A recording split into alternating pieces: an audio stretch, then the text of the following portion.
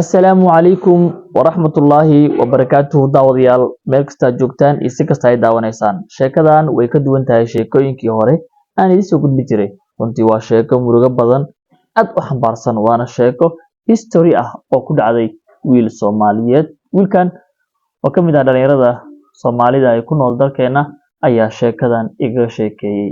like saar muuqaalka la wadaag saaxiibada waa mahadsantahay aan guda galno sheekadeena wiilkan waxaa lagu magacaabaa Yaxya Xuseen waxa uu ka mid yahay wiilasha dhalinyarada ah ee runtii ku nool Soomaaliya taariikhda wiilkan wuxuu ii sheegay inuu degnaa meel u dhaxayso Muqdisho iyo Afgooye inta u dhaxayso halkaas oo ku dhashay kuna barbaaray noloshiisa Yaxye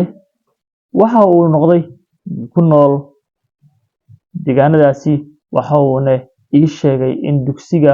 Qur'aanka Kariimka ah oo isla xaafadooda ka dhigtay kuna dhameeyay Yaxye waxa uu sheegay in markii Qur'aanka uu dhameeyay la geeyay iskuul walow nolosha reerka Yaxye ay ahayd mid aad iyo aad u liidata hooseysana nolosha qoyskooda Yaxye waxa uu ii sheegay in reerkiisu ay la daaladacayeen nolol maalmeedka saasay taana aabihiis wuxuu ii sheegay in uu go'aan ku gaaray inuu wiilkiisa iyo gabadhiisa ku xigtaba ay wax bartaan maadaama isagu xamaali u yahay iyagu ay noqdaan kuwo wax bartay oo adduunka rajo ka leh Yaxye wuxuu ii sheegay in markii iskuulka la geeyay sida nolosha caadiga ah iskuulka uu dhiganayay isaga iyo walaashiis sanado badan oo waxbarasho ay ku jireen waxay soo gaareen fasalka 7aad ee iskuulka qaybtiisa dhexe waa meesha ay wax walba iska bedelayaan noloshii quruxda badneyd waxbarashadii iyo waliba rajadii Yaxye uu lahaana ay u bilaabanayso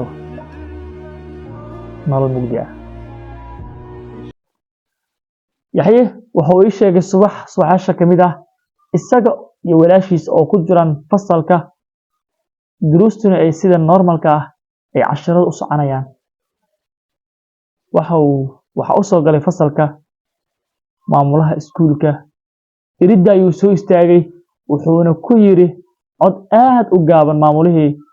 caaway Yaxye iyo Jamiilo xaadir ustaad labadiinana keena xafiiska igu imaada runtii markaasi maamuluhu aad buu u murugeysnaa murugo zaid ah ayaa ka muuqatay oo ay soo baxeen Yaxye iyo Jamiilo waxa ay imaadeen xafiiska iskuulka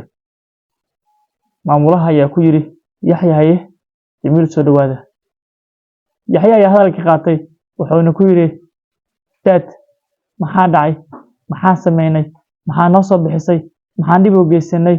aniga maxaan sameynay su'aalahaas ayuu Yaxye maamulahiisa daba dhigay laakiin maamulaha waxa qalbigiisa ku jiro iyo dareenka Yaxye ka muuqdo ayuu runtii iskeen weysay wuxuuna garan waayay qaab oo uu sheego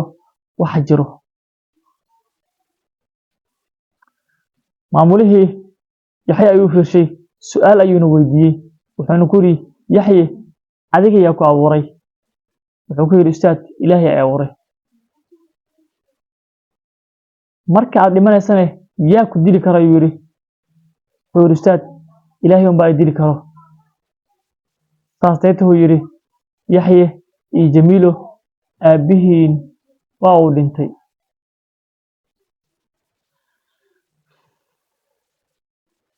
runtii waa murug waa xanuun Yaxye miiska hortiisa yaalay ayuu madaxa saartay isagoo aad u ilmeynayo oo soo istaagay waxa uu soo baxay banaanka isaga iyo Jamiilaba labadooduba waxay soo aadeen dhanka xaafadooda ma jira socod tartiib looma socon mana jirin dhalinyaradii wadada lala soo mari jiray ee la sheekaysan jiray laakiin hadda waxay u soo baxeen si orod ah iyagoo socod boobsiinaya marna ordaya ayay soo aadeen xaafadoodii in cabaar ah markii ay soo socdeen waxay sheeda kore ama meel aad u fog ka arkeen gurigooda oo runtii aad loo dhooban yahay, dad aad u fara badan ay dhooban yihiin halkaasi. Waxayna xaqiiqsadeen, dareensadeen warkii maamulaha ee ahaa geerida aabahood, Allah ha u naxariistay. Waxa ay dareemeen murugo, waxay ku soo dhawaadeen guriga. Cid kastana ama qof kasta oo meesha taaganna waxa ay dareemaysay murugada iyo geerida xanuunka badan ee ku timid Yaxye iyo Jamiilo aabahood. Aabihii saakay bareeg soo siiyey, aabihii saakay la soo quraacday, ku yiri ordaha waxbarashada aada. Saacado kadib gacanka xaq daran ayaa dishay. Haddana isagoo meyd ah ayuu Yaxye qolkii uu xalay seexday maanta dhex yaallaa. Nolosha runtii aad bay Yaxye ugu adkaatay. Waxaa halkaasi ku soo dhammaaday rajadii iyo mustaqbalkii iyo ifaalihii baxayay ee uu ka lahaa adduunyada Yaxye.